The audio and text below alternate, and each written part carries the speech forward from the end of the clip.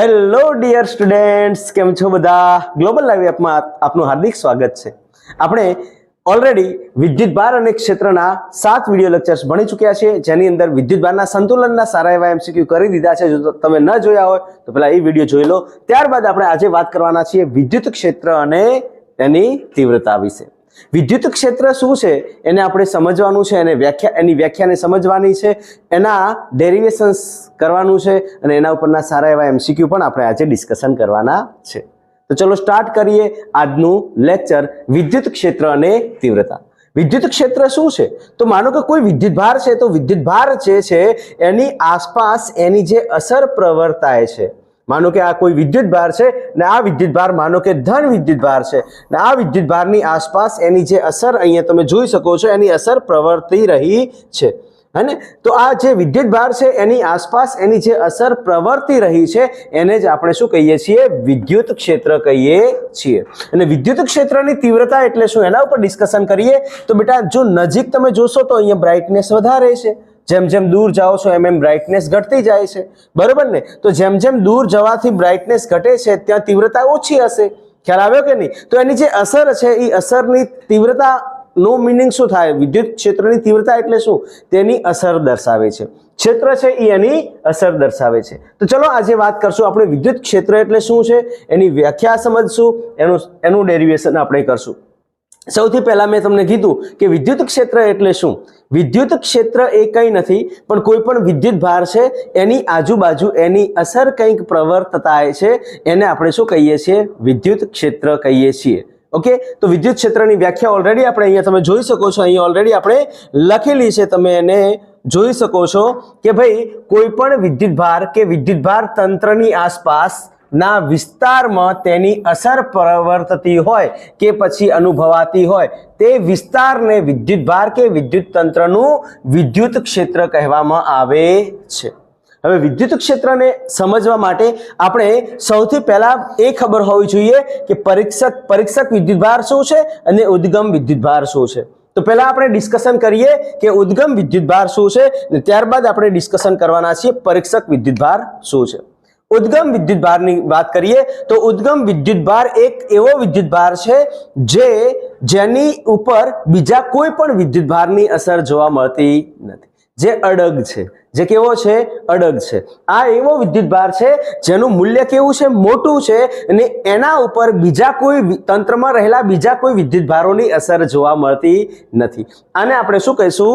ઉદ્ગમ વિદ્યુતભાર કહીએ છીએ. તો ઉદ્ગમ વિદ્યુતભારની અંદર 2-4 મુદ્દાઓ જો લખવા હોય તો કઈ રીતના લખી શકાય? સૌથી પહેલો મુદ્દો લખી શકીએ કે ભાઈ ઉદ્ગમ વિદ્યુતભાર જે છે એ વિદ્યુતભાર કેવો હોય છે? તો તંત્રનો સૌથી મોટો વિદ્યુતભાર હોય છે, એનું મૂલ્ય કેવું હોય છે? મોટું હોય છે. હે ને? મોટું મૂલ્ય ધરાવતો વિદ્યુતભાર હોય છે, મોટું મૂલ્ય ધરાવતો વિદ્યુતભાર, બરોબર? ઓકે, મોટું મૂલ્ય ધરાવતો વિદ્યુતભાર છે. આ એવો વિદ્યુતભાર છે જેના ઉપર તંત્રમાં રહેલા બીજા વિદ્યુતભારો છે એની અસર જોવા મળતી નથી. તો આપણે કહી શકીએ કે તંત્રમાં રહેલા બીજા વિદ્યુતભારોની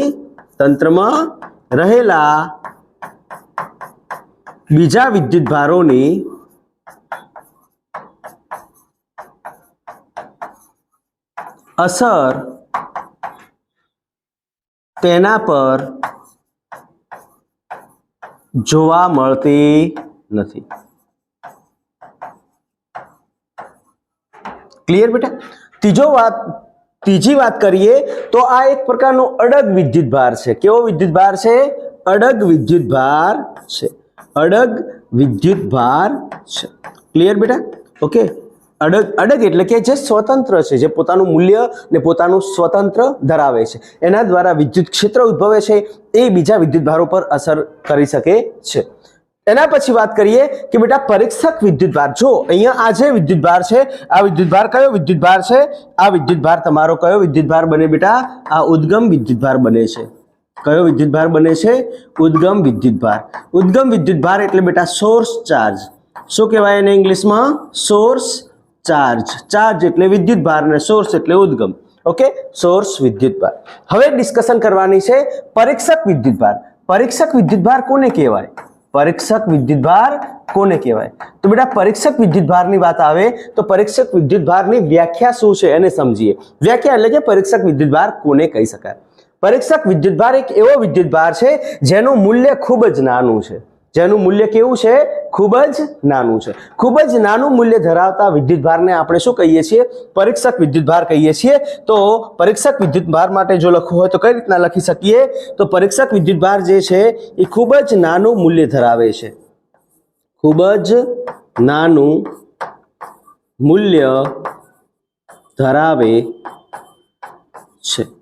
પરીક્ષક વિદ્યુતભાર એક એવો વિદ્યુતભાર છે જે ખૂબ જ નાનું વિદ્યુતભાર ખૂબ જ નાનું મૂલ્ય ધરાવે છે. હવે પરીક્ષક વિદ્યુતભાર જો ખૂબ જ નાનું મૂલ્ય ધરાવતો હોય તો એના દ્વારા કોઈ વિદ્યુત ક્ષેત્ર ડેવલપ થતું નથી એવું આપણે માનીને ચાલવાનું છે કે પરીક્ષક વિદ્યુતભાર ખૂબ જ નાનું મૂલ્ય ધરાવે છે ને એના દ્વારા આખા સરાઉન્ડિંગમાં એટલે કે આસપાસ કોઈ વિદ્યુત ક્ષેત્ર ઉદ્ભવતું નથી. તો આપણે કહી શકીએ કે તેનું ખુદનું વિદ્યુત ક્ષેત્ર હોતું નથી. તેનું ખુદનું વિદ્યુત ક્ષેત્ર હોતું નથી. આ બીજી વાત. ત્રીજી વાત કે તેનું મૂલ્ય હંમેશા ધન હોય. આપણે પરીક્ષક વિદ્યુતભાર જે છે ને આનું મૂલ્ય હંમેશા કેવું હોય? ધન હોય. હા, ઉદ્ગમ વિદ્યુતભારનું મૂલ્ય ધન કે ઋણ હોઈ શકે છે પણ પરીક્ષક વિદ્યુતભારનું મૂલ્ય હંમેશા કેવું હશે? ધન જ હશે. પરીક્ષક વિદ્યુતભારનું મૂલ્ય હંમેશા કેવું હશે? વિદ્યુતભારનું મૂલ્ય હંમેશા કેવું હોય બેટા? ધન હોય. મૂલ્ય હંમેશા અથવા આપણે કહી શકીએ કે પરીક્ષક વિદ્યુતભાર હંમેશા ધન હોય. ઓકે, પરીક્ષક વિદ્યુતભાર હંમેશા કેવો હોય? ધન હોય. ઓકે, પરીક્ષક વિદ્યુતભાર જે છે એ હંમેશા કેવો હોય? ધન હોય. હંમેશા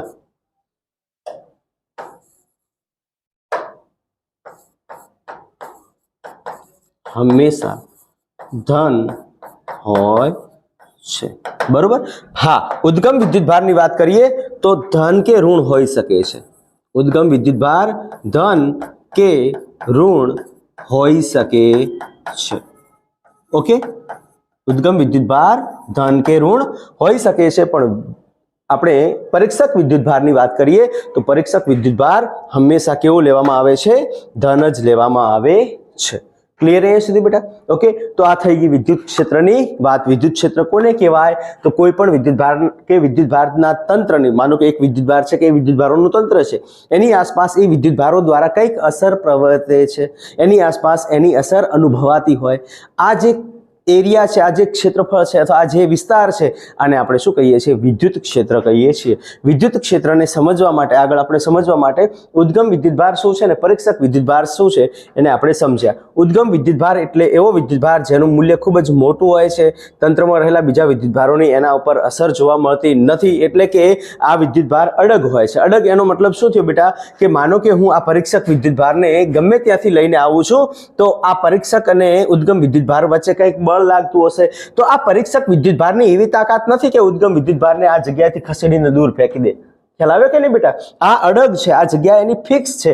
એ બીજા અંદર તંત્રમાં રહેલા બીજા વિદ્યુતભારો છે, માનો કે અહીંયા કોઈ પ્લસ ક્યુ વિદ્યુતભાર છે, અહીંયા પણ પ્લસ વિદ્યુતભાર છે, અહીંયા પણ પ્લસ વિદ્યુતભાર છે, અહીંયા પણ પ્લસ વિદ્યુતભારો છે, તો આ બધા વિદ્યુતભારો દ્વારા આના પર કંઈક અસર હશે પણ આ અસર જે છે એ આ અડગ વિદ્યુતભારને ડગાવી શકતી નથી. ઉદ્ગમ વિદ્યુતભાર પોતાના સ્થાન પર અડગ જ રહે છે. ક્લિયર બેટા? ઓકે, એટલે કે એને અડગ વિદ્યુતભાર પણ કહેવામાં આવે છે. એનું મૂલ્ય છે એ ધન કે ઋણ બંનેમાંથી કંઈ પણ હોઈ શકે છે. ધન કે ઋણ કંઈ પણ હોઈ શકે છે. ટેસ્ટ પરીક્ષક વિદ્યુતભાર એટલે શું? ટેસ્ટ ચાર્જ એટલે શું? જેનું પરીક્ષણ કરવામાં આવે છે એવો વિદ્યુતભાર. હવે આ પરીક્ષણ કરવામાં આવતા વિદ્યુતભાર જે છે જનરલી એનું મૂલ્ય એકમ હોય છે. જનરલી મૂલ્ય ખૂબ જ નાનું હોય છે અથવા આપણે લખી શકીએ કે તેનું મૂલ્ય એકમ હોય છે. એને એકમ મૂલ્ય હોય છે. કેવું મૂલ્ય હોય છે? એકમ મૂલ્ય હોય છે. તેનું મૂલ્ય કેવું હોય છે? એકમ. ખૂબ જ નાનું મૂલ્ય ધરાવે છે એટલે આપણે કહી શકીએ કે એનું મૂલ્ય એકમ હોય છે. તે ખુદનું વિદ્યુત ક્ષેત્ર, તેનું ખુદનું વિદ્યુત ક્ષેત્ર હોતું નથી ને હંમેશા કેવું હોય છે? ધન હોય છે. ચલો બેટા, તો આગળ વધીએ. હવે લખી નાખો ફટાફટ. ઓકે, ચલો બેટા, નેક્સ્ટ આપણે ડિસ્કશન કરવાની છે કે ભાઈ વિદ્યુત ક્ષેત્ર છે તો વિદ્યુત ક્ષેત્રને મારે કઈ રીતના દર્શાવવું? मानो कि धन विद्युत भार है तो धन विद्युत भारનું ક્ષેત્ર આપણે બહારની તરફ એરો દર્શાવીએ છીએ કયા આધારે આપણે આ બહારની તરફની એરો જે છે તીરો છે બહારની તરફ કેમ દર્શાવ્યા અહીંયા અંદરની તરફ તીર છે તો અંદરની તરફ તીરને કેમ દર્શાવવામાં આવે છે એને આપણે થોડુંક સમજી લઈએ ક્લિયર બેટા અહીંયા સુધી ચલો ફટાફટ આપણે એના ઉપર ડિસ્કશન કરશું માનો કે મારી પાસે અહીંયા ધન વિદ્યુત ભાર છે કયો વિદ્યુત ભાર છે બેટા ધન વિદ્યુત ભાર છે મારી પાસે અહીંયા ઉદ્ગમ વિદ્યુત ભાર પણ કયો વિદ્યુત ભાર છે ધન વિદ્યુત ભાર છે મારી પાસે અહીંયા ઉદ્ગમ વિદ્યુત ભાર છે કયો વિદ્યુત ભાર છે ધન વિદ્યુત ભાર છે અને ત્યાં હું એક પરીક્ષક વિદ્યુત ભારને લઈને આવું છું એના પાસે એક પરીક્ષક વિદ્યુત ભાર Q0 પરીક્ષક વિદ્યુત ભાર Q0 ને લઈને આવું છું જ્યારે હું Q0 વિદ્યુત ભારને અહીંયા મૂકું છું ત્યારે આ Q0 વિદ્યુત ભાર છે એ અપાકર્ષણ અનુભવે છે ઓકે જ્યારે મેં અહીંયા કેવો વિદ્યુત ભાર મૂક્યો છે ધન વિદ્યુત ભાર મૂક્યો છે ધન ઉદ્ગમ વિદ્યુત ભાર છે ઉદ્ગમ વિદ્યુત ભાર કેવો છે ધન છે ઉદ્ગમ વિદ્યુત ભાર કેવો છે ધન છે ઓકે ઉદ્ગમ વિદ્યુત ભાર કેવો છે અહીંયા ધન છે ઉદ્ગમ વિદ્યુત ભાર ધન છે ધન વિદ્યુત ભારને ના ક્ષેત્રની અંદર મેં Q0 વિદ્યુત ભાર જ્યારે મૂક્યો છે ત્યારે આ Q0 વિદ્યુત ભાર છે એ અપાકર્ષણ અનુભવે છે શું અનુભવે છે બેટા અપાકર્ષણ અનુભવે છે અને આ વિદ્યુત ભારથી દૂર ભાગવાનો પ્રયત્ન કરે છે એનો મતલબ એમ થયો કે અહીંયા જ્યારે આપણે કયો વિદ્યુત ભાર મૂક્યો જ્યારે આપણે પરીક્ષક વિદ્યુત ભાર લાવીએ છીએ અને ધન વિદ્યુત ભાર પાસે ધન ઉદ્ગમ વિદ્યુત ભાર પાસે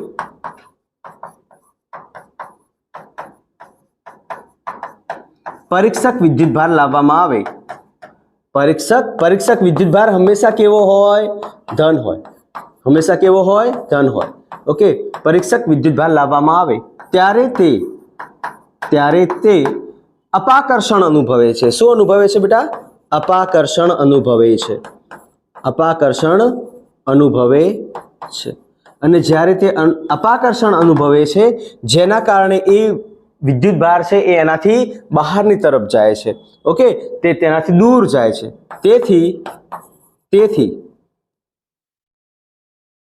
પરીક્ષક વિદ્યુત ભાર સ્ત્રોત એટલે કે ઉદ્ગમ વિદ્યુત ભારથી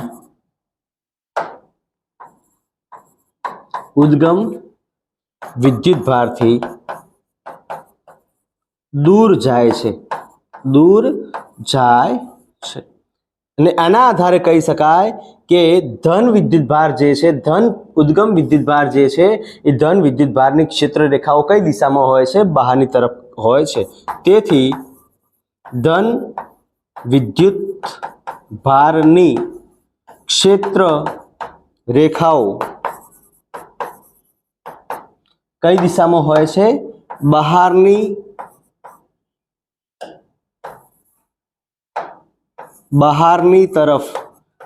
બહારની તરફ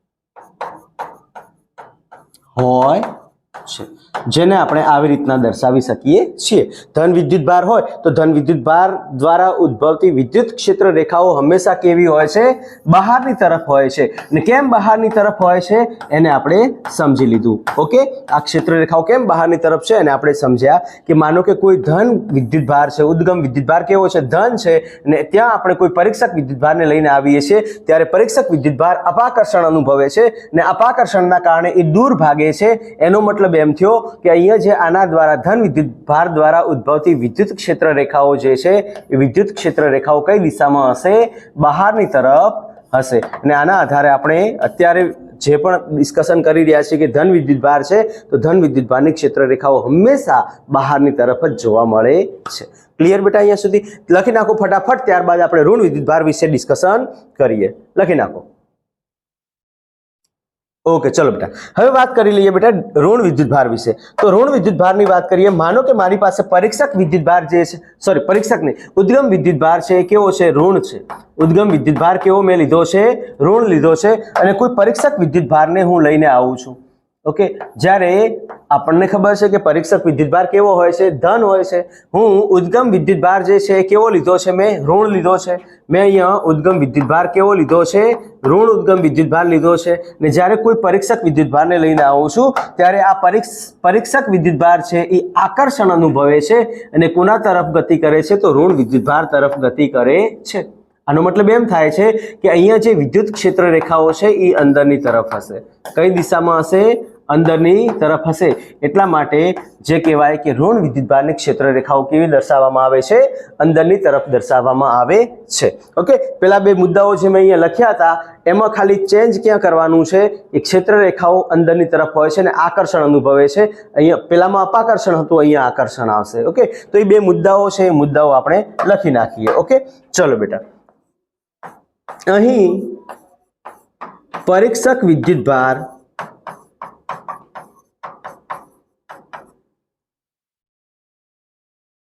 ઉદ્ગમ વિદ્યુત ભાર તરફ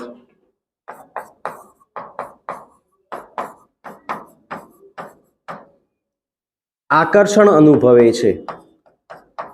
આકર્ષણ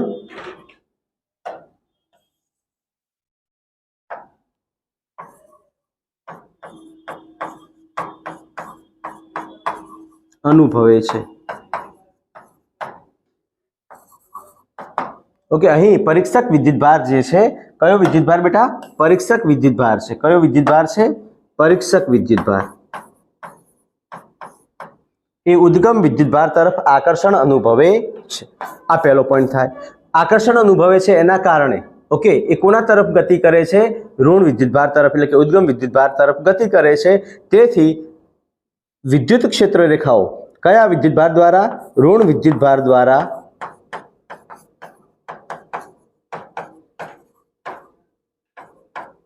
રચાતી વિદ્યુત ક્ષેત્ર રેખાઓ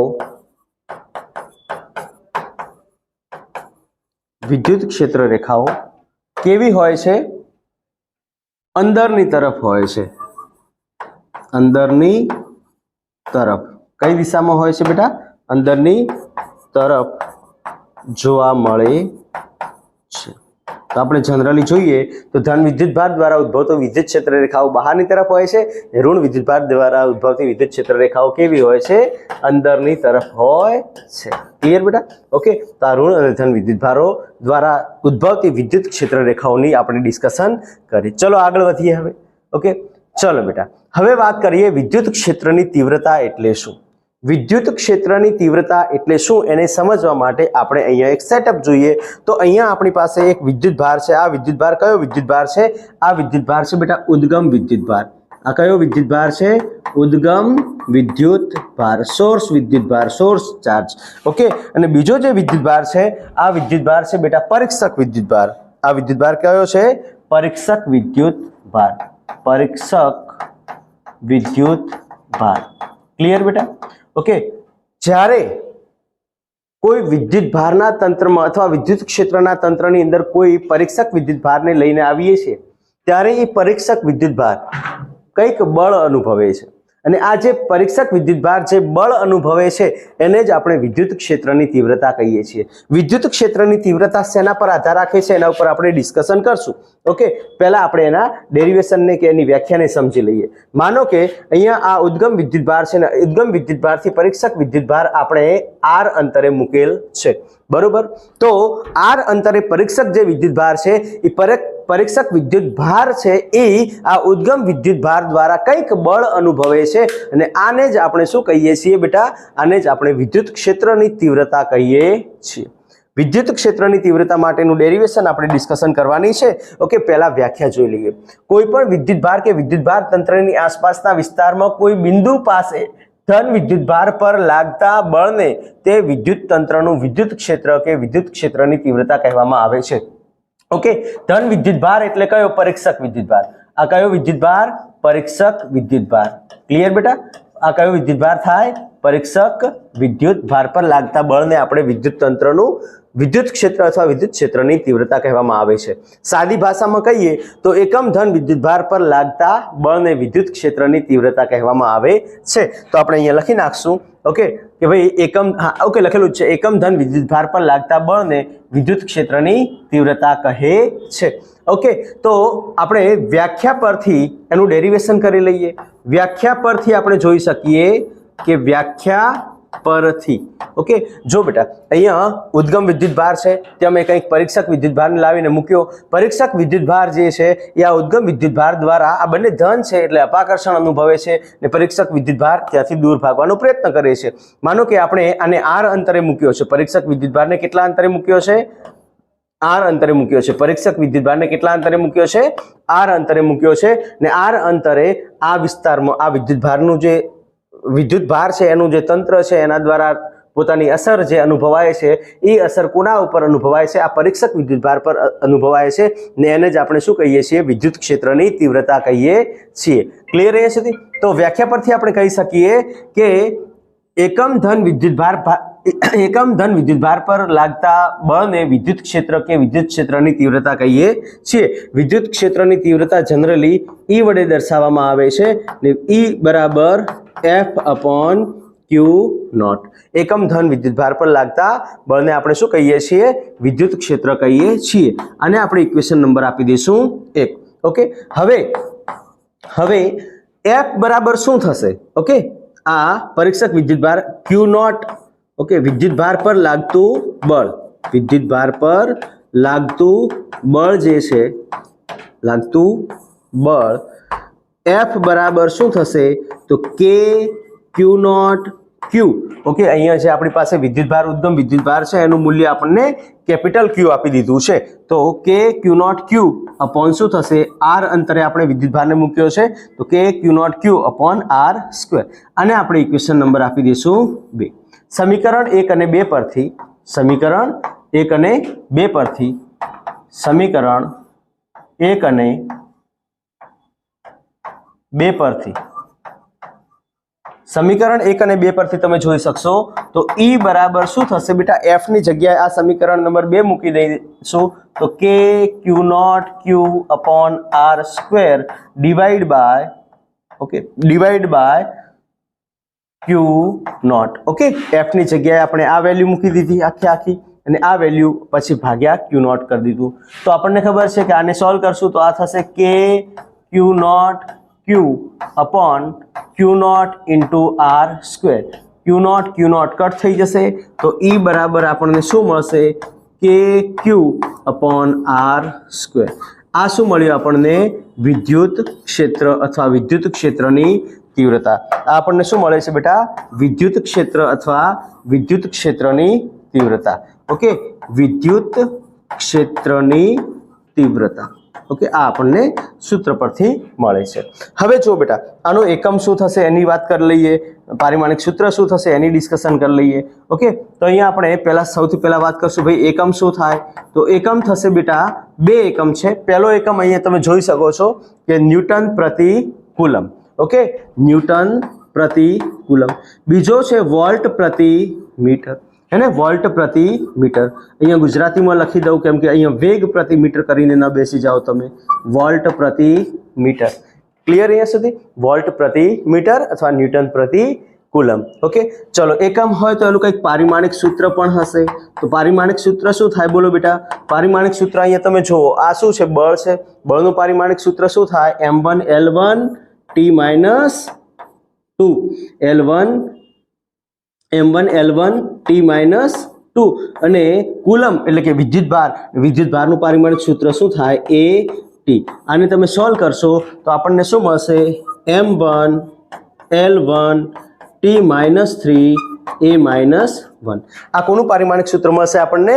વિદ્યુત ક્ષેત્રનું। અને વાત છેલ્લે આવે કે કઈ રાશિ છે તો આ બેટા કઈ રાશિ છે? सदिश राशि है। विद्युत क्षेत्र कई राशि है? सदिश राशि है। ने जो सदिश राशि हो तो एनी दिशा कई थशे? तो विद्युत क्षेत्रनी दिशा जे छे ए कई दिशा थशे?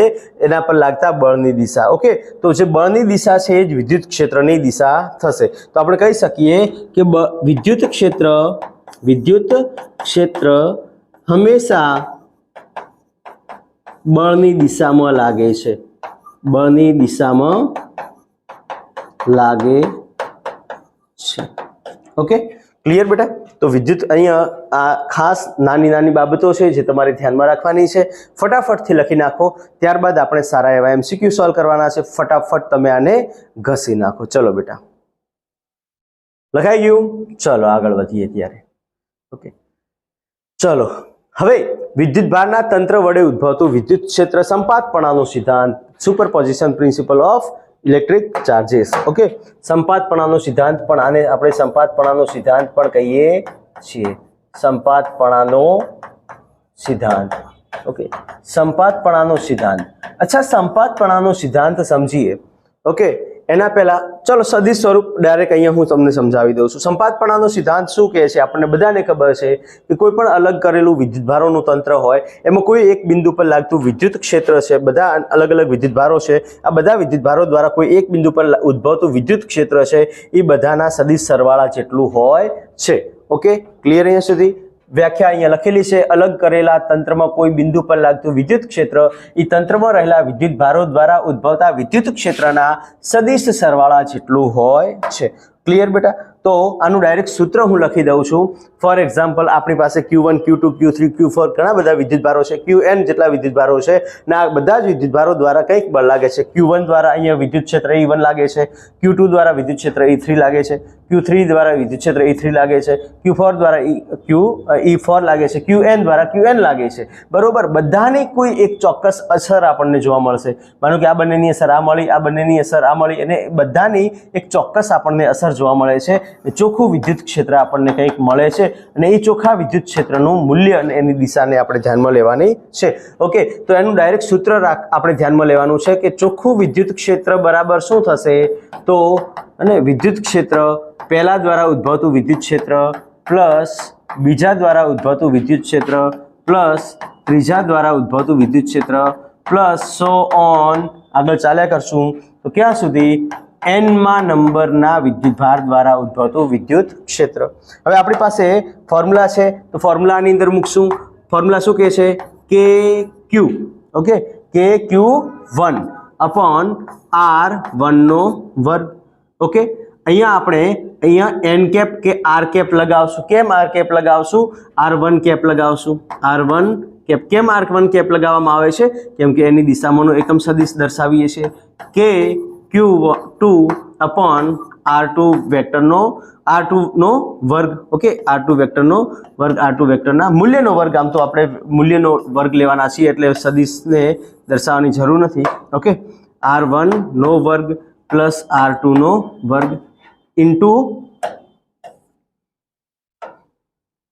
R2 નો cap plus KQ3 upon R3 નો વર્ગ into R3 cap plus so on ક્યાં સુધી? પ્લસ KQN અપોન RN નો વર્ગ ઇન્ટુ RN કેપ। ક્લિયર અહીંયા સુધી બેટા? તો આ જ થઈ જશે વિદ્યુતભારોનું તંત્ર હોય એના દ્વારા ઉદ્ભવતા વિદ્યુત ક્ષેત્રનું મૂલ્ય। ઓકે, અહીંયા આપણે ખાસ ધ્યાન બાબત કઈ રાખવાની છે તો કે ભાઈ સદિશ સરવાળો કરવાનો છે। સદિશ સરવાળો કરવાનો હોય તો ત્યાં ધન ઋણ બધા વિદ્યુતભારોને ધ્યાનમાં રાખવા પડશે। ઇન શોર્ટ, કોઈ પણ બિંદુ પર લાગતા વિદ્યુત ક્ષેત્ર કઈ દિશામાં લાગે છે ને એને પણ આપણે ધ્યાનમાં રાખવું પડશે। ક્લિયર અહીંયા સુધી? લખી નાખો ફટાફટ, ત્યારબાદ સારા એવા MCQ સોલ્વ કરવાના છે, સોલ્વ કરી નાખીએ। લખી નાખો, ચલો બેટા। ચલો, સરસ મજાનો પ્રશ્ન આપ્યો છે અને પ્રશ્ન ફટાફટ આજે આપણે સારા એવા MCQ લીધા છે, તો એ MCQ સોલ્વ કરવામાં ટાઈમ લાગે તો ફટાફટ આપણે MCQ ને સોલ્વ કરશું। ઓકે, ચલો બેટા, અહીંયા તમને MCQ આપી દીધો છે કે બે વિદ્યુતભારો, ઓકે, બે વિદ્યુતભારો પ્લસ 1 માઇક્રોકુલમ ને -2 માઇક્રોકુલમ 2 સેન્ટીમીટરના અંતરે મૂકેલા છે। તો બે વિદ્યુતભારોને જોડતી રેખા પર મધ્ય બિંદુ પર ઉદ્ભવતું વિદ્યુત ક્ષેત્ર શોધો। માનો કે આપણી પાસે અહીંયા +1 માઇક્રોકુલમ વિદ્યુતભાર મૂક્યો છે અને અહીંયા -2 માઇક્રોકુલમ વિદ્યુતભાર મૂક્યો છે। આ બંનેને જોડતી રેખા માનો કે અહીંયા આપણને આપી દીધી છે। આ બંનેને જોડતી રેખા આપણને અહીંયા આપી દીધી છે, અને આ બંને વચ્ચેનું અંતર આપણને આપી દીધું છે બેટા। કેટલું આપ્યું છે? આપી દીધું છે 2 સેન્ટીમીટર। તો એનો મધ્યબિંદુ જે છે એ મધ્યબિંદુ બેટા કેટલું થશે? મધ્યબિંદુ અહીંયાથી થશે બેટા 1 સેન્ટીમીટર ને આ પણ અંતર કેટલું થશે? 1 સેન્ટીમીટર। હવે બેટા આપણને બધાને ખબર છે કે અહીંયા આપણે મધ્યબિંદુની વાત કરી રહ્યા છીએ। તો મધ્યબિંદુ જે છે આ મધ્યબિંદુ પર લાગતું વિદ્યુત ક્ષેત્ર છે એ બે વિદ્યુતભારો દ્વારા લાગે છે ને બે વિદ્યુતભારો કયા? તો એક તો આ ધન વિદ્યુતભાર દ્વારા લાગતું, આને માનો કે વિદ્યુતભાર 1 આપી દઈએ નામ અને આને આપણે વિદ્યુતભાર 2 નામ આપી દઈએ।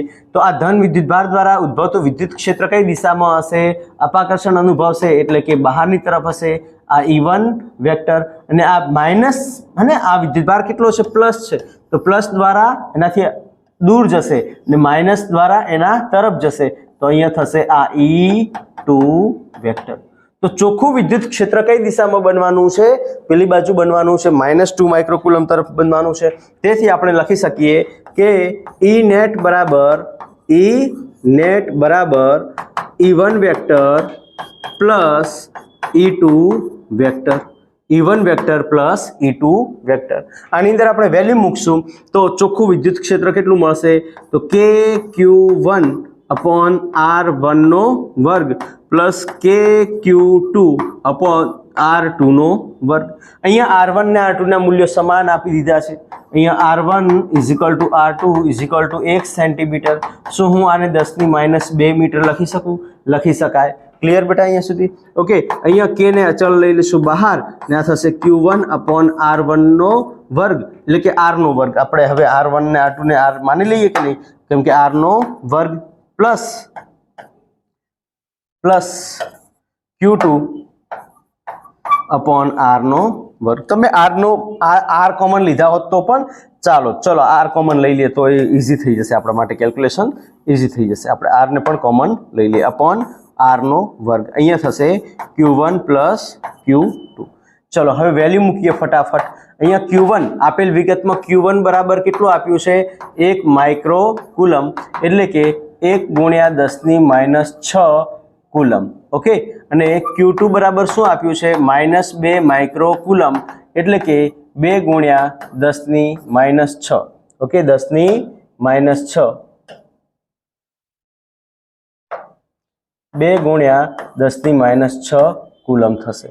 क्लियर अहींया सुधी? आनी अंदर वेल्यू मूकशुं के एटले 9 × 10⁹ R एटले बेटा 10⁻, अने मैं अहींया लखाव्युं तमने 10⁻2 10⁻2 नो वर्ग 10⁻2 घात अने एनो वर्ग थशे। ओके, इंटू अहींया Q1 बराबर केटलुं आप्युं छे? 10⁻6 प्लस 2 × 10 ओके 2 ×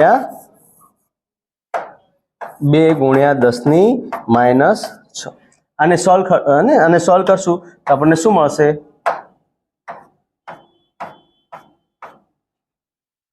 चोख्खुं विद्युत क्षेत्र E नेट बराबर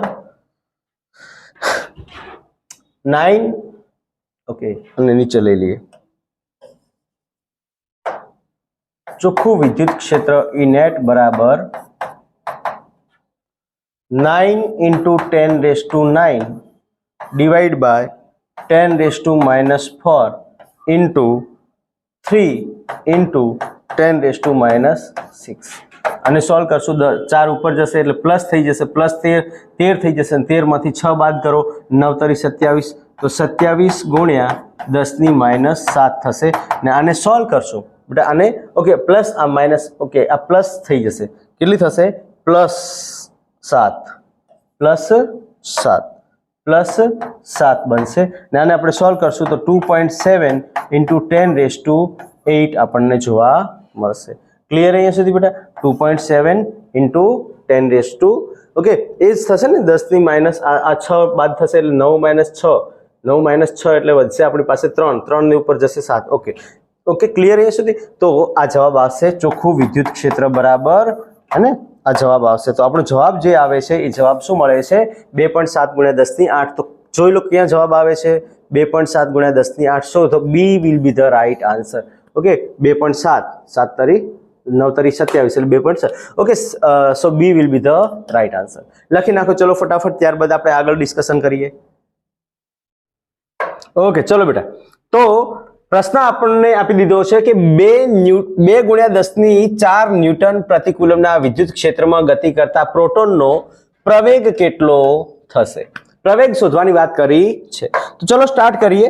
ઓકે, જો બેટા અહીંયા આપેલ વિગત શું છે ને એ ખૂબ જ મહત્વનો ભાગ ભજવે છે. વિદ્યુત ક્ષેત્રનું મૂલ્ય આપ્યું છે, કેટલું આપ્યું છે? 2 ગુણ્યા 10⁴ ન્યૂટન પ્રતિ કુલમ.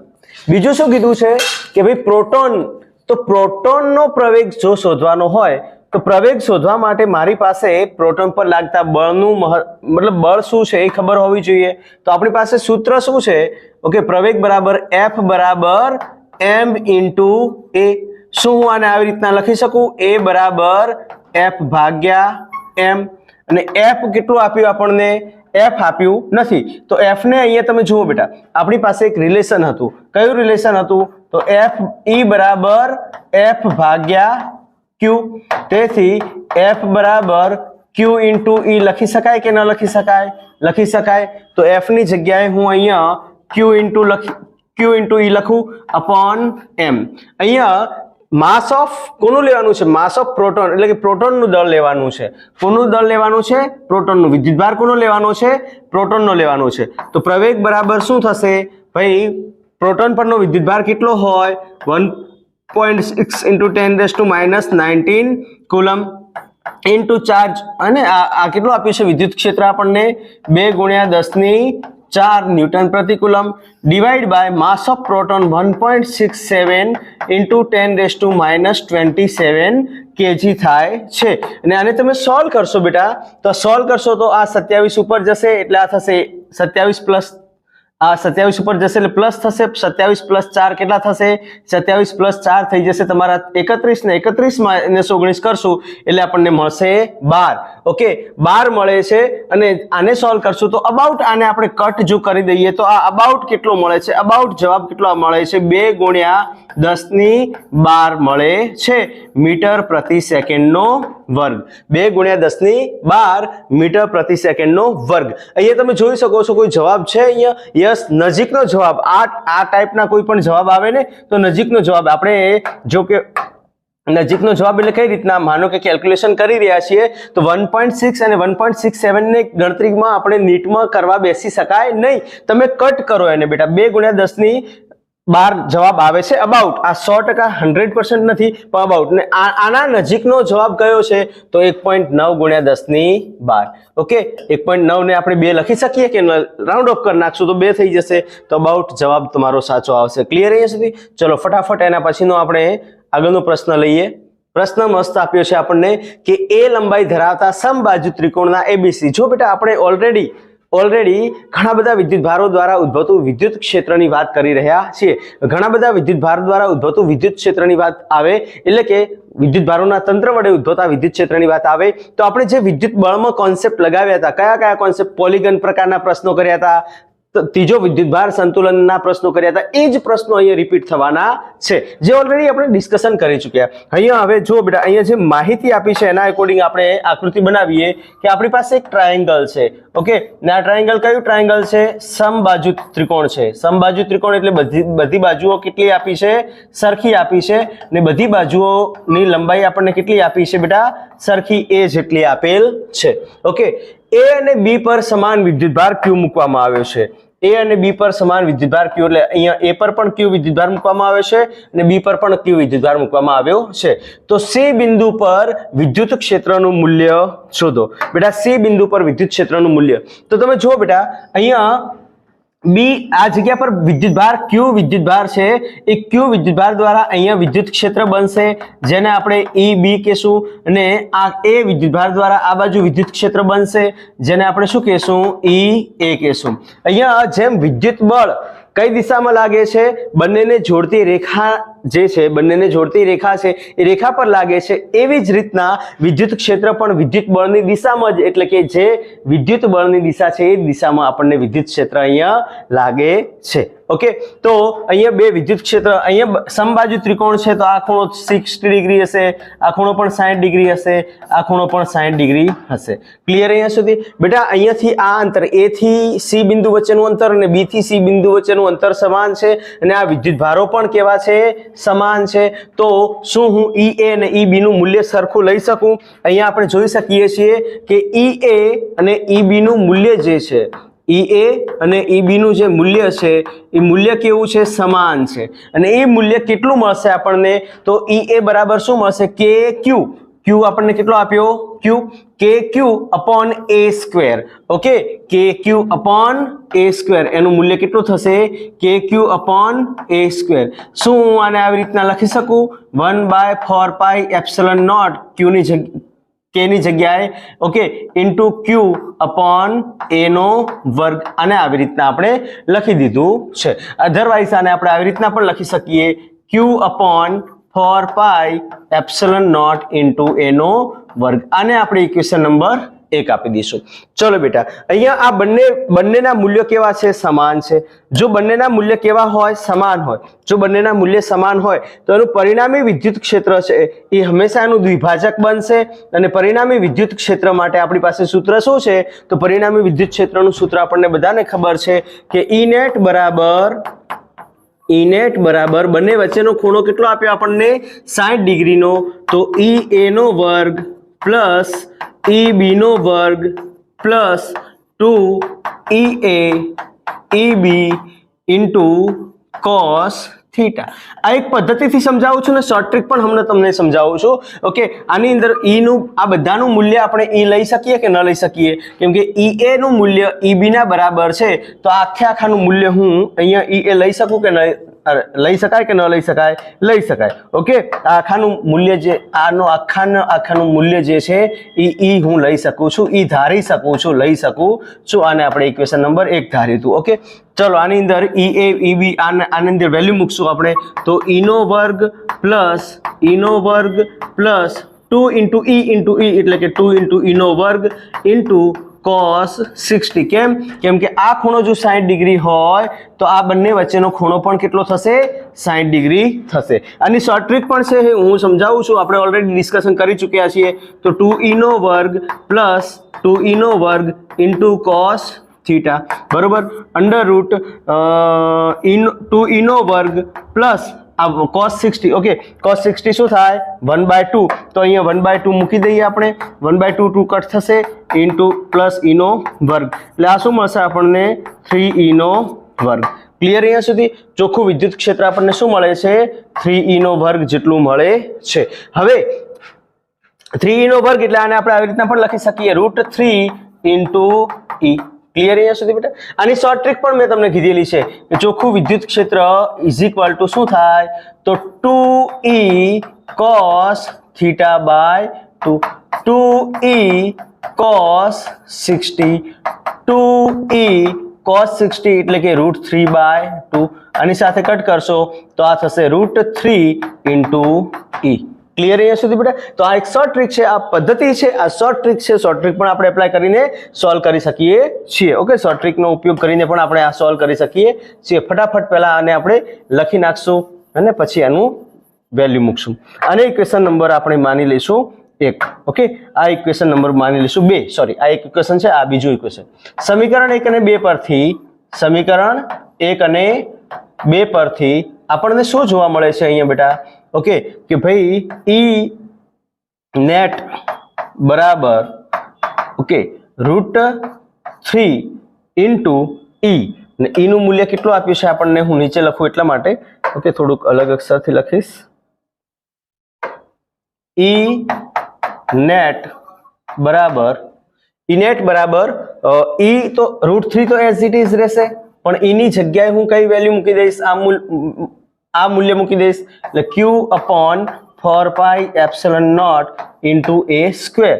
અને આપણે આવી રીતના પણ લખી શકીએ, √3Q divided by 4 pi epsilon naught into A નો વર્ગ. આ આપણને શું મળશે? ચોખ્ખું વિદ્યુત ક્ષેત્ર મળશે. ઓકે, આ શું મળશે આપણને? ચોખ્ખું વિદ્યુત ક્ષેત્ર મળશે.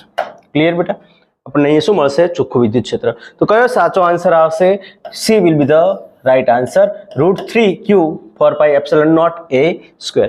સરળ હતું. જો બેટા તમે શોર્ટ ટ્રીકથી કર્યું હોત તો પણ સરળતાથી સોલ્વ થઈ જાત. મેં શોર્ટ ટ્રીક પણ તમને સમજાવી દીધી છે. ઓકે, શોર્ટ ટ્રીક માટે મેં ફરીથી અહીંયા એક બાજુમાં લખી દઉં, તમારે ધ્યાનમાં રહે એટલા માટે. ઓકે, શોર્ટ ટ્રીકથી કઈ રીતના થાય તો E net બરાબર 2e cos theta by 2, 2e cos 60. Okay, cos 60 નહીં, cos 30 થઈ જશે. 60 by 2 એટલે cos 30, કેમ કે બંને વચ્ચેનો ખૂણો 60 ડિગ્રી આપ્યો છે. 2e into √3 by 2, cos 30 શું થાય √3 by 2, તો √3 into 3. એકદમ શોર્ટ એન્ડ સ્વીટ તમે સોલ્વ કરી શકો છો. લખી નાખો ચલો બેટા ફટાફટ. ચલો, ત્યારબાદ ચોથા નંબરનો પ્રશ્ન બહુ મસ્ત પ્રશ્ન આપ્યો છે, બહુ મજા આવી જાય એવો પ્રશ્ન છે. ફટાફટ આપણે એને સોલ્વ કરશું. જો બેટા બે બિંદુવત વિદ્યુતભારો આપ્યા છે, Q1 જેનું મૂલ્ય આપ્યું છે 2 માઇક્રોકુલમ અને Q2, અહીંયા Q1 વિદ્યુતભાર આપ્યો છે અને અહીંયા Q2 વિદ્યુતભાર આપ્યો છે અને Q2 નું મૂલ્ય 1 માઇક્રોકુલમ આપ્યું છે ને ઉદ્ગમ બિંદુ B બરાબર 1 સેન્ટીમીટર થી, હવે જો બેટા B બરાબર 1 સેન્ટીમીટર એટલે અહીંયા y માં એનું મૂલ્ય કેટલું આપ્યું છે, આ y માં 1 સેન્ટીમીટર વેલ્યુ આપી છે. ઓકે, y માં કેટલું આપ્યું છે 1 સેન્ટીમીટર. ઓકે, y માં કેટલું મૂલ્ય આપ્યું છે 1 સેન્ટીમીટર અને a બરાબર 2 સેન્ટીમીટર. a બરાબર 2 સેન્ટીમીટર એટલે કે x માં મૂલ્ય કેટલું આપ્યું છે 2 સેન્ટીમીટર. x માં મૂલ્ય કેટલું આપ્યું છે આપણને 2 સેન્ટીમીટર. ઓકે, અહીંયા સ્પેસિફિક કર્યું છે કે અંતર y અને x અક્ષ પર આકૃતિમાં દર્શાવ્યા મુજબ મૂકેલ છે, ત્યારે બિંદુ P પાસે વિદ્યુત ક્ષેત્ર સદિશ x અક્ષ સાથે બનાવેલ ખૂણો જે છે એ ખૂણો કેટલો થશે? 4 ઓપ્શન આપી દીધા છે. ખૂણો મારે શોધવાનો છે. તો સૌથી પહેલા આપણે ડિસ્કશન જો કરીએ તો અહીંયા તમે જોઈ શકો છો કે Q1 વિદ્યુતભાર દ્વારા ઉદ્ભવતું વિદ્યુત ક્ષેત્ર, Q1 વિદ્યુતભાર જે છે એનું મૂલ્ય કેટલું આપ્યું છે આપણને 2 માઇક્રોકુલમ. જે ધન છે કે ઋણ છે? ધન છે. ધન હોવાના કારણે વિદ્યુત ક્ષેત્ર કઈ બાજુ બનશે? આ બાજુ બનશે. ઓકે, આને આપણે E1 વિદ્યુત ક્ષેત્ર કહેશું. ઓકે, અને આ Q2 દ્વારા ઉદ્ભવતું વિદ્યુત ક્ષેત્ર કઈ બાજુ બનશે?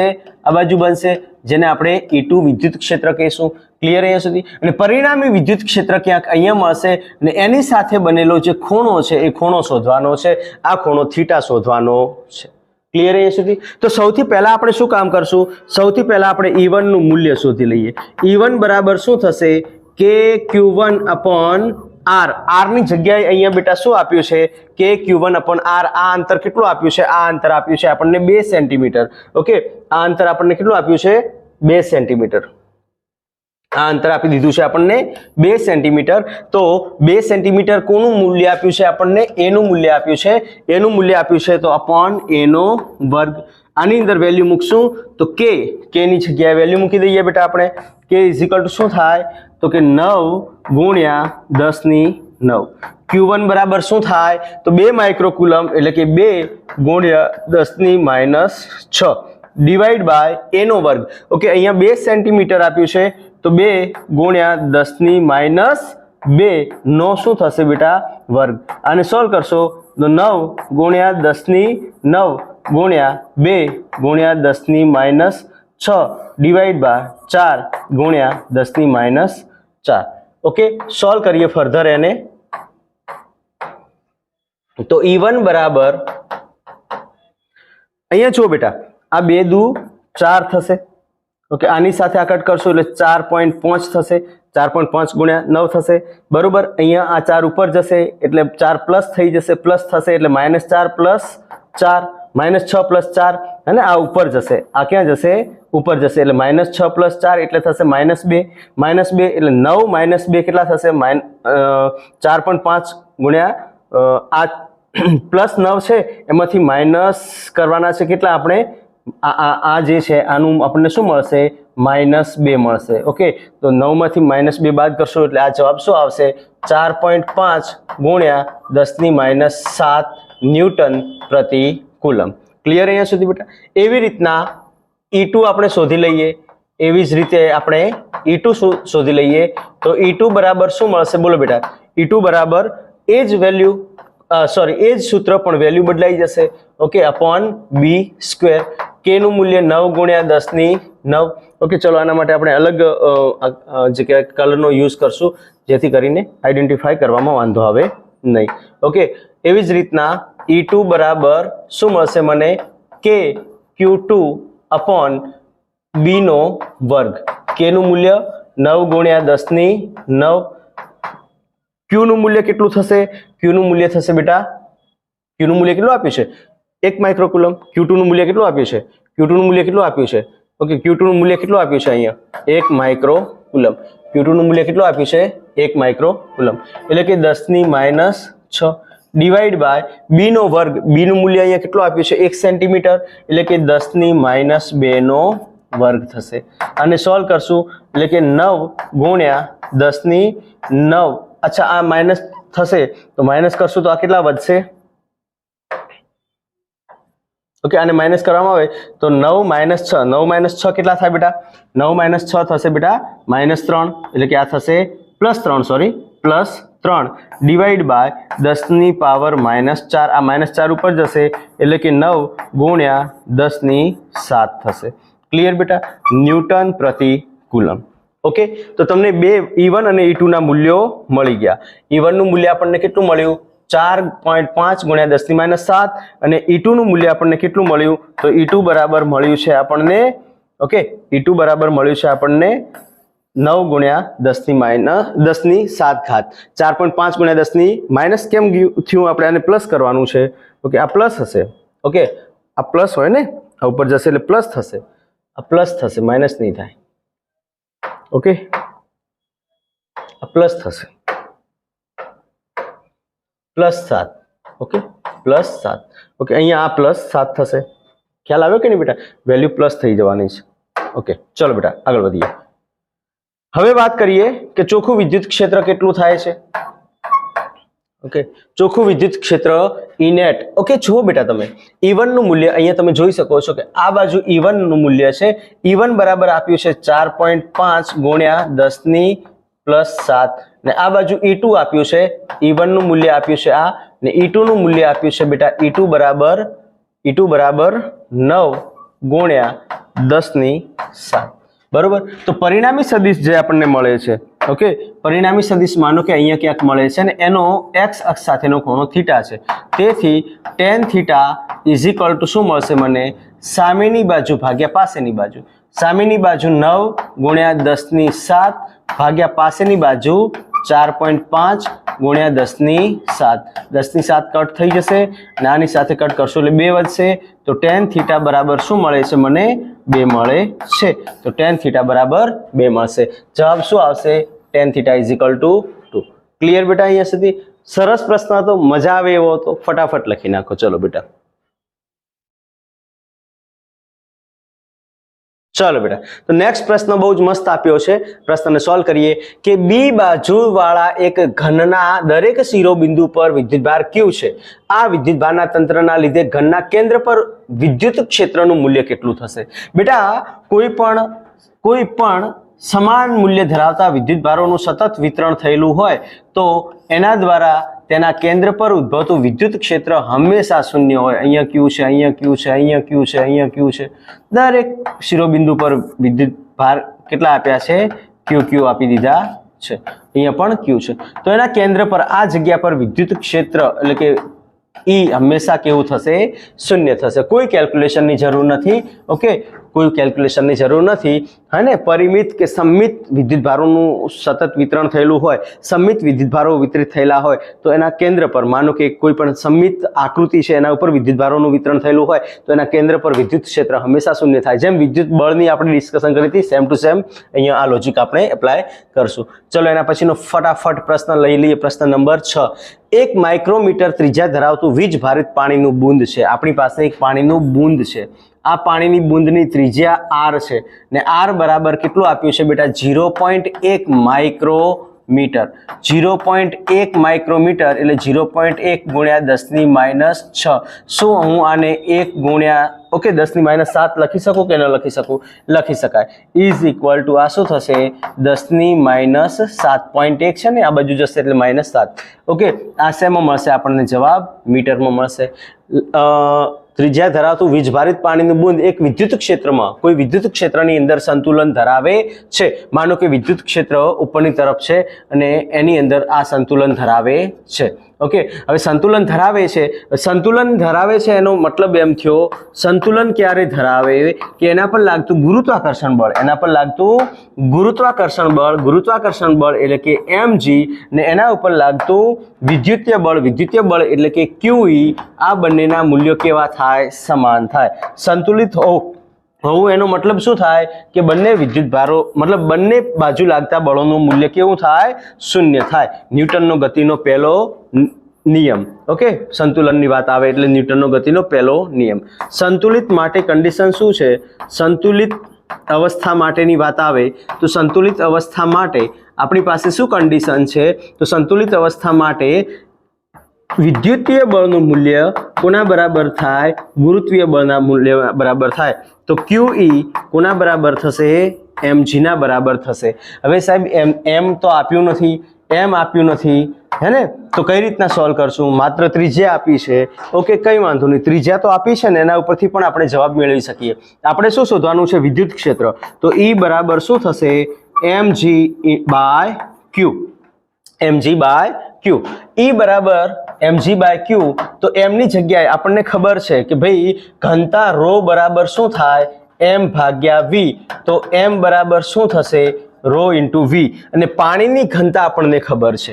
ઓકે, પાણીની ઘનતા આપણને બધાને ખબર છે. પાણીની ઘનતા શું થાય? ઓકે, પાણીની ઘનતાનું મૂલ્ય શું થશે? તો પાણીની ઘનતા ρ બરાબર, હે ને? પાણીની ઘનતા બરાબર શું થાય? 10,000 kg પ્રતિ મીટર ઘન. ઓકે, કદ v શું થશે? તો 4/3 પાઈ r નો ઘન. આ વેલ્યુ આની અંદર આપણે એપ્લાય કરશું તો m બરાબર શું થશે? ρ into v into g, ρVg upon q. બરોબર, વેલ્યુ મૂકશું આની અંદર. ρ નું મૂલ્ય બેટા કેટલું મળ્યું આપણને? ρ બરાબર શું છે? તો ρ બરાબર 1000 kg પ્રતિ મીટરનો ઘન. કદ શું થશે? 4/3 પાઈ r નો ઘન. 4/3 પાઈ r નો ઘન. ઓકે, આને આપણે આવી રીતના લખી દઈશું m બરાબર ρ ઇન્ટુ v. ઓકે, સિન્સ આ રિલેશન મળશે. ઓકે, ફટાફટ લખી નાખશું. પાઈ r નો ઘન into g divide by q.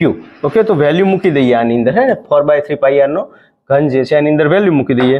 4/3 into 3.14, હે ને? v બરાબર શું થાય બેટા? 4/3 પાઈ r નો ઘન 1/4 3.14 ઇન્ટુ આ વેલ્યુ કેટલી આપી આપણને? 10⁻7 નો વર્ગ. ઓકે, નો ઘન થશે. ઓકે, નો ઘન થશે ડિવાઈડ બાય વિદ્યુત ભાર આપ્યો છે આપણને કઈ? ઓકે, વિદ્યુત ભાર આપ્યો છે આપણને કઈ?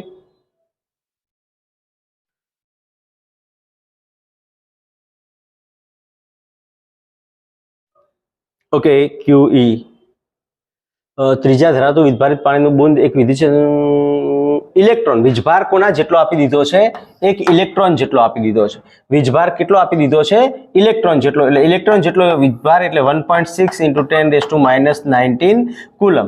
આને તમે બેટા સોલ્વ કરશો તો એ સોલ્વ કરશો એટલે જવાબ તમારો આવશે 262 ન્યૂટન પ્રતિ કુલમ. વિદ્યુત ક્ષેત્રનો જવાબ શું આવશે? 262 ન્યૂટન પ્રતિ કુલમ. કેલ્ક્યુલેટરનો ઉપયોગ કરીને તમે સોલ્વ કરશો તો તમારો જવાબ શું આવશે? 262 ન્યૂટન પ્રતિ કુલમ. ક્લિયર અહીંયા સુધી? ચલો ફટાફટ લખી નાખો, ત્યારબાદ આપણે આગળ ડિસ્કશન કરીએ. ચલો બેટા, નેક્સ્ટ પ્રશ્ન બહુ મસ્ત પ્રશ્ન આપ્યો છે કે 9.1 × 10⁶ ન્યૂટન પ્રતિ કુલમના વિદ્યુત ક્ષેત્રમાં એક ઇલેક્ટ્રોનને દાખલ કરતા ઉદ્ભવતો પ્રવેગ શોધવાનો છે. બેટા, પ્રવેગ શોધવો છે ને પ્રવેગ માટે આપણી પાસે સૂત્ર શું છે? તો પ્રવેગ બરાબર શું થાય બેટા? QE upon m. ઓકે, હવે વિદ્યુત ક્ષેત્ર આપી દીધું છે, ઇલેક્ટ્રોન કીધો છે, તો વિદ્યુત અને ઇલેક્ટ્રોન પરનો વિદ્યુત ભાર 1.6 × 10⁻19 આવે. વિદ્યુત ક્ષેત્રનું મૂલ્ય આપ્યું 9.1 × 10⁶ અને માસ ઓફ ઇલેક્ટ્રોન થશે બેટા 9.11 × 10. ઓકે, 9.11 નથી લખવાની જરૂર. ઓકે, 9 ડાયરેક્ટ 1 લખશું તો પણ કઈ વાંધો નથી. 9. 1 ગુણ્યા 10⁻31 kg.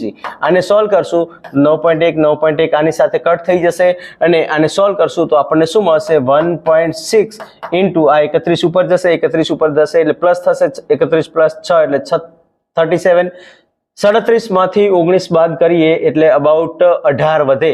ઓકે તો 1.6 ગુણ્યા 10⁻18 જવાબ આવશે. શેમાં આવશે જવાબ? મીટર પ્રતિ સેકન્ડનો વર્ગ. Okay so right answer will becomes A 1.6 into 10⁻18 metre પ્રતિ સેકન્ડનો વર્ગ. ઓકે જોઈ લો ફટાફટ ક્યાં જવાબ આવે છે. A will be the right answer. લખી નાખો ચલો ફટાફટ. ચલો બેટા એના પછીનો બહુ મસ્ત પ્રશ્ન આપ્યો છે કે 0.1 મીટર ત્રિજ્યા ધરાવતા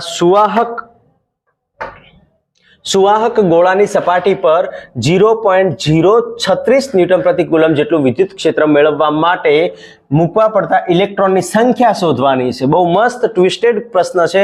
એની સંખ્યા ઇલેક્ટ્રોનની સંખ્યા આપણે શોધવાની છે અને કેટલી મળશે એને આપણે ડિસ્કશન કરવાનું છે.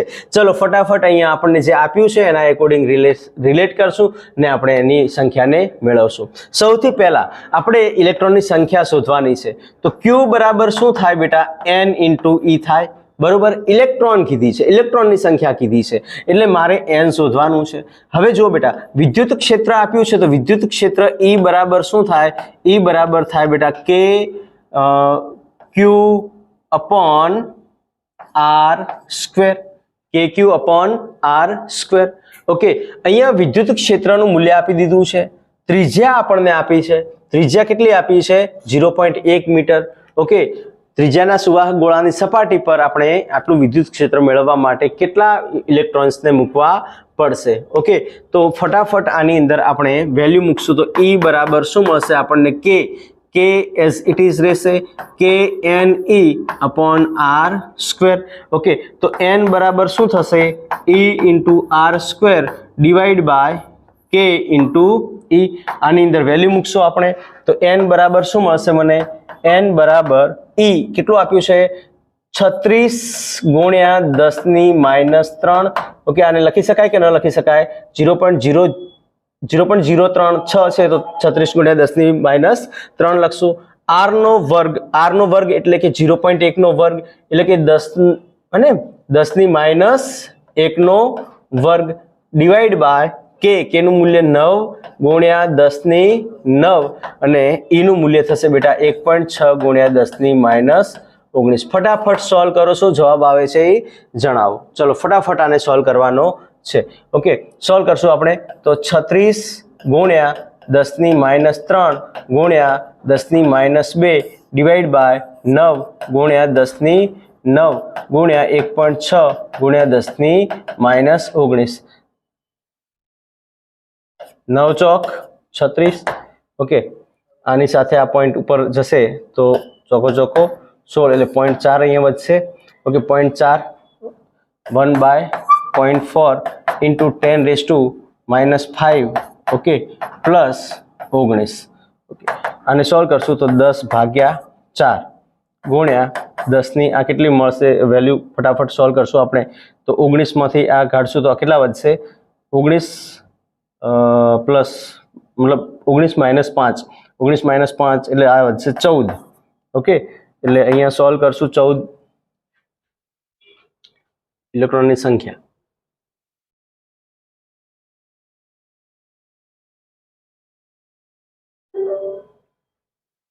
ઓકે આને સોલ્વ કરીએ આપણે તો 2.5 ઇન્ટુ 10⁻². આ થશે 10⁻³ છે. ઓકે 3 છે તો સોલ્વ કરશું -3 - 2 થશે 5 થશે ને 1.6 charge on electron 1.6 10⁻². Okay 2.5 into 10⁻² કેટલો જવાબ આવે છે? 13. ઓકે કંઈક ઓપ્શનમાં કંઈક મિસ્ટેક લાગે છે. 2.5 તો આવે છે પણ આ ઓપ્શનમાં 10⁵ ન હોવા જોઈએ, એની જગ્યાએ 13 કે 14 હોવા જોઈએ. ચલો આ પ્રશ્નને આપણે અહીંયા સુધી મતલબ આ પ્રશ્નને આપણે મૂકી દઈશું નેક્સ્ટ માટે. ઓકે નેક્સ્ટ સેશન માટે, કેમ કે આ પ્રશ્નની અંદર આ પ્રોબ્લેમ ન હોવો જોઈએ. જોઈ લઉં છું પ્રશ્ન એક્ઝેક્ટ શું છે. ઓકે ચલો આમાં આપણે આ 9 ને તો ભૂલી જ ગયા. આ 9 ને બાદ કરશું તો આ થઈ જશે 10. ઓકે તો +10 -5 એટલે આ શું થઈ જશે 5. સો 2.5 into 10⁵. So right answer will becomes B 2.5 into 10⁵. Clear અહીંયા સુધી? ચલો ફટાફટ લખી નાખો. ઓકે ચલો બેટા નેક્સ્ટ પ્રશ્ન આપણને આપ્યો છે કે મુક્ત અવકાશમાં એક બિંદુએ વિદ્યુત ક્ષેત્ર જે આપ્યું છે એ 100 ન્યૂટન પ્રતિ કુલમ છે. એ સ્થાને ડાઇલેક્ટ્રિક અચળાંક 5 ધરાવતું એક માધ્યમ મૂકવામાં આવે તો તેમાં વિદ્યુત ક્ષેત્ર કેટલું થશે? આપણે ઓલરેડી એક ડિસ્કશન કરી ચૂક્યા છીએ કે શૂન્યાવકાશમાં જો વિદ્યુત ક્ષેત્ર કે E બરાબર KQ/R² એટલે કે 1/4πε0 into Q/R² હોય તો માધ્યમ માટે બેટા શું થશે? માધ્યમ માટે થશે 1/4πε Q/R². અને આ બંનેનો ગુણોત્તર લઈએ તો E/EM = ε/ε0 ને એ શું થશે? εr થશે. અને એ કોના બરાબર થશે? કે ના બરાબર. જેમ આપણે વિદ્યુત બળ માટે આપણે ડેરિવેશન કરેલું છે એ જ ડેરિવેશન વિદ્યુત ક્ષેત્ર માટે પણ લાગુ પડે છે. વિદ્યુત ક્ષેત્ર માટે જો લાગુ પડતું હોય તો બેટા અહીંયા આપણે આ સૂત્રને આવી રીતના લખી શકીએ E/EM = K. આપણે શું શોધવાનું છે ભાઈ? E આપી દીધું છે. E બરાબર કેટલું આપ્યું છે? 100 ન્યૂટન પ્રતિ કુલમ. ને શું શોધવાનું છે? માધ્યમમાં લાગતું વિદ્યુત ક્ષેત્ર શોધવાનું છે. તો માધ્યમમાં લાગતું વિદ્યુત ક્ષેત્ર EM બરાબર શું થશે? EM ને કરતા કરશો તો E/K થશે. E નું મૂલ્ય કેટલું આપ્યું આપણને? 100 આપી દીધું છે. K નું મૂલ્ય કેટલું આપ્યું છે? 5. તો જવાબ શું આવશે? 20 ન્યૂટન પ્રતિ coulomb. So the right answer will becomes 20 newton પ્રતિ કુલમ. ઓકે ફટાફટ લખી નાખો. ત્યારબાદ આપણે આગળ નેક્સ્ટ પ્રશ્નને સોલ્વ કરશું. ચલો બેટા અહીંયા બહુ જ મસ્ત પ્રશ્ન આપ્યો છે. આ પ્રશ્નને સોલ્વ કરવો ખૂબ જ જરૂરી છે. ઓકે ચલો ફટાફટ અહીંયા આપેલ વિગત જે છે એના એકોર્ડિંગ થોડુંક સમજી લઈએ. અહીંયા સમબાજુ ચોરસ આપ્યું છે અને સમબાજુ ચોરસ આપ્યું છે. એમાં બધી બાજુઓની લંબાઈ કેવી આપી છે? એ આપી છે. ઓકે અહીંયા ડી બિંદુ પર ઉદ્ભવતું વિદ્યુત ક્ષેત્ર શોધવાનું છે. અહીંયા જો બેટા આ એ છે તો એ દ્વારા ડી પર ઉદ્ભવતું વિદ્યુત ક્ષેત્ર આ બાજુ હશે જેને આપણે EA વડે દર્શાવશું. ઓકે જેને આપણે શેના વડે દર્શાવશું? EA વડે દર્શાવશું. હવે સી વડે ઉદ્ભવતું વિદ્યુત ક્ષેત્ર આ બાજુ બનશે જેને આપણે EC વડે દર્શાવશું. અને બી દ્વારા ઉદ્ભવતું વિદ્યુત ક્ષેત્ર છે એ વિદ્યુત ક્ષેત્ર આ દિશામાં મળશે જેને આપણે શેના વડે દર્શાવશું? EB વડે દર્શાવશું. તો સૌથી પહેલા આપણે જો બેટા અહીંયા બંને વિદ્યુતભારો એ પરનો વિદ્યુતભાર અને સી પરનો વિદ્યુતભાર સરખો છે એટલે EC અને EA આ બંનેના મૂલ્યો સમાન હશે અને એને આપણે E માની લઈએ. આ બંનેનું પરિણામી જે સદિશ મળશે, પરિણામી વિદ્યુત ક્ષેત્ર મળશે એ EB ની દિશામાં હશે અને પછી બંનેનો સરવાળો કરીને ચોખ્ખું વિદ્યુત ક્ષેત્ર મેળવી શકાય છે. અહીં આપણે કહી શકીએ કે EA નું મૂલ્ય જે છે એ કોના બરાબર છે? EC ના બરાબર છે અને એ મૂલ્ય મને કેટલું મળે છે તો કે KQ. ઓકે KQ આના પરનો વિદ્યુતભાર કેટલો આપ્યો છે? KQ/2 આપ્યો છે. આના પરનો વિદ્યુતભાર કેટલો આપ્યો છે? Q/2 આપ્યો છે. તો Q/2 into A² અને સોલ્વ કરશું બેટા તો KQ/2A નો વર્ગ અને આપણે ઇક્વેશન નંબર 1 આપી દઈશું. ઓકે અને આનું જે પરિણામી EA અને EB આ બંને વચ્ચેનો ખૂણો બેટા કેટલો છે? 90 ડિગ્રી છે. આ બંનેનું પરિણામી આપણને વિદ્યુત ક્ષેત્ર મળશે. એ પરિણામી વિદ્યુત ક્ષેત્ર કેટલું મળશે? તો પરિણામી વિદ્યુત ક્ષેત્ર E' બરાબર કેટલું મળશે?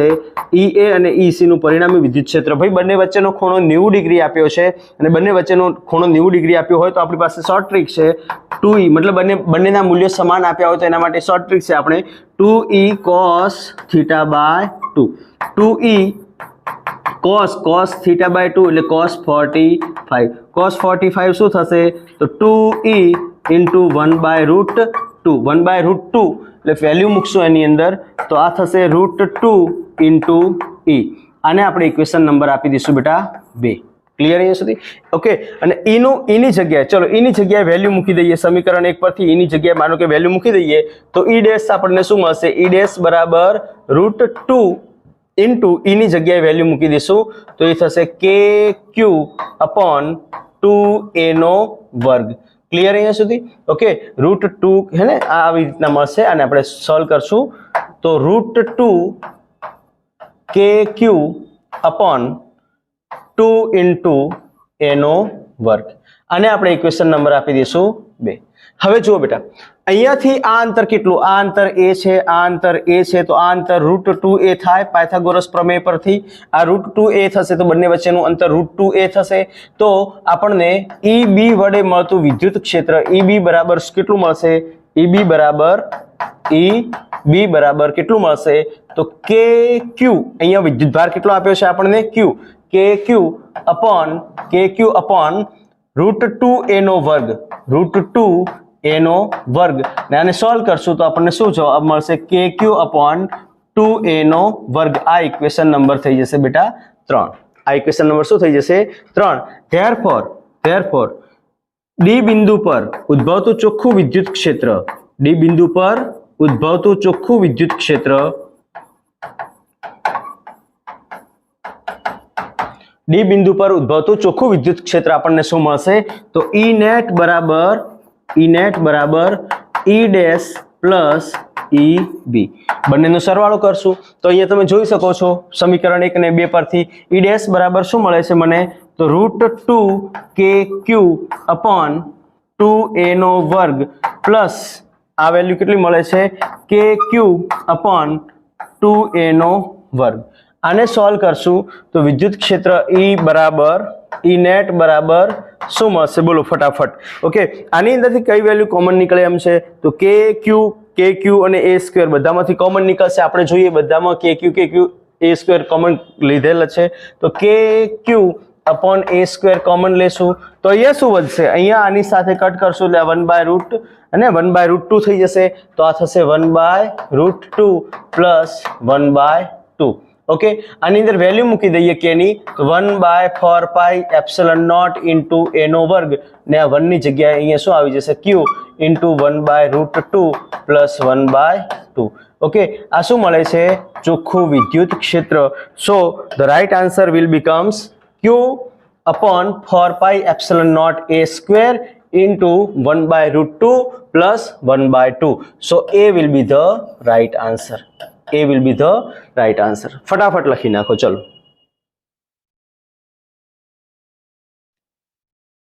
બેટા, બહુ સરસ પ્રશ્ન આપ્યો છે કે બે બિંદુવત વિદ્યુતભાર આપ્યા છે +Q અને +4Q ને એકબીજાથી 30 સેન્ટીમીટરના અંતરે મૂકેલા છે. જો તેમને જોડતી રેખા પર ખાલી જગ્યા રહેલા બિંદુએ વિદ્યુત ક્ષેત્રની તીવ્રતા 0 થશે. હવે આમ જોવા જઈએ તો આપણે ઓલરેડી ભણી ચૂક્યા છીએ કે બે વિદ્યુતભારો છે, એમાં ત્રીજો વિદ્યુતભાર સંતુલનમાં ક્યાં આવે એ આપણે ઓલરેડી અભ્યાસ કરી ચૂક્યા છીએ. તો માનો કે મારી પાસે બે વિદ્યુતભારો છે, એક વિદ્યુતભાર અહીંયા છે Q અને બીજો વિદ્યુતભાર અહીંયા આપેલો છે 4Q. બરોબર, આ બંનેને જોડતી રેખા પર આપણે માનો કે કોઈ બિંદુ એવું લેવાનું છે કે જ્યાં વિદ્યુતભાર જે છે એ સંતુલિત અવસ્થા, આખું તંત્ર જે છે એ વિદ્યુત ક્ષેત્રનું મૂલ્ય 0 થાય. તો આપણને બધાને ખબર છે કે ભાઈ આ જગ્યા પર આપણે ઓલરેડી એનો નિયમ ભણી ચૂક્યા છીએ કે જ્યારે ત્રીજો પોઈન્ટ લેવાનો છે કે કયા જગ્યા પર વિદ્યુત ક્ષેત્ર 0 થશે. તો સૌથી પહેલી વાત કે નાના વિદ્યુતભારથી અંતર લેવાનું છે. આ બંને વચ્ચેનું અંતર આપણને કેટલું આપી દીધું છે? 30 સેન્ટીમીટર આપી દીધું છે, એટલે કે ટોટલ લંબાઈ 30 સેન્ટીમીટર આપી દીધી છે બંને વચ્ચેની. ઓકે, અહીંયા આપણે નાના વિદ્યુતભારથી જ બધા અંતરોને ગણશું અને એના માટે એક શોર્ટ ટ્રીક છે. x બરાબર √Q1 divide by √Q2 plus √Q1. જો બંને વિદ્યુતભારો ધન હોય તો પ્લસ આવશે, એક ધન અને એક ઋણ હોય તો અહીંયા શું આવશે? માઇનસ આવશે. ઇન્ટુ L, આ આપણી પાસે સૂત્ર છે. √Q1 ની જગ્યાએ અહીંયા શું છે? Q, તો √Q ડિવાઈડ બાય √Q2 ની જગ્યાએ આપણી પાસે શું છે? 4Q, √4Q plus √Q into આ શું થશે બેટા? L. Okay, √Q divide by આને આપણે સોલ્વ કરીએ તો 2√Q થશે પ્લસ Q. ઓકે, 4 નું વર્ગમૂળ શું થાય? 2 થશે, 2 થશે. 4 નું વર્ગમૂળ 2 થાય તો 2 બહાર આવી જશે અને Q નું વર્ગમૂળ તો એઝ ઇટ ઇઝ રહેશે, Q નું વર્ગમૂળ. આને સોલ્વ કરીએ તો આ શું મળશે આપણને ઇઝ ઇક્વલ ટુ એલ. આને સોલ્વ કરીએ તો root Q divide by 3 root Q into L. Okay, તો આ કટ થશે તો આપણને શું જવાબ મળશે? x બરાબર એલ બાય 3. અહીંયા એલ આપણને કેટલું આપ્યું છે? 30 સેન્ટીમીટર. ઓકે, એલ કેટલું આપી દીધેલ છે? 30 સેન્ટીમીટર. તો x બરાબર શું થશે? 10 સેન્ટીમીટર. હવે જો બેટા જવાબ બે રીતના પૂછી શકે છે. ઘણીવાર એમ પૂછાય કે ફોર ક્યુ થી આ અંતર, જો આ અંતર 10 સેન્ટીમીટર હોય તો આ અંતર 20 સેન્ટીમીટર થવાનું કે નહીં? તો ઘણીવાર આવી રીતના પણ પૂછે છે કે ફોર ક્યુ થી કેટલું અંતર છે. ઘણીવાર અહીંયા પૂછે છે કે ક્યુ થી કેટલું અંતર છે. તો આપણે આ જે અંતર મળે છે એ ક્યાંથી મળે છે? ક્યુ થી અંતર મળે છે, બરોબર. અને જો મારે ફોર ક્યુ થી શોધવું હોય તો ફોર ક્યુ થી શોધવા માટે એલ માઇનસ એક્સ કરી દેવાનું, એટલે કે 30 માઇનસ 10 કરી દઈશ તો એ મને શું મળશે? ફોર ક્યુ થી જવાબ મળશે. ઓપ્શન જોઈ લો શું આવે છે?